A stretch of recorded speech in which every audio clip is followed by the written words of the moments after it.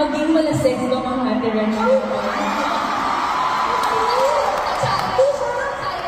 Hindi ba naging part din ako ng sex bomb noong 2000 something? 2007.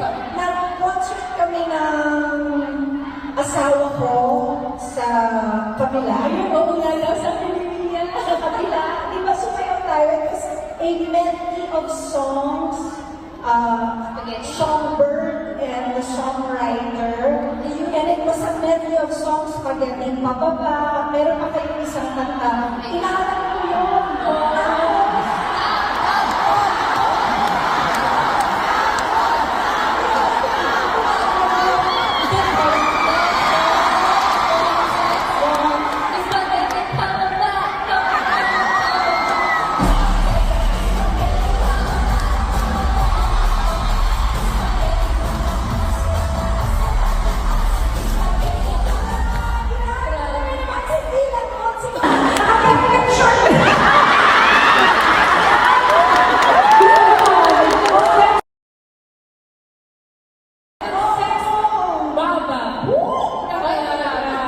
Naka-boots din ako.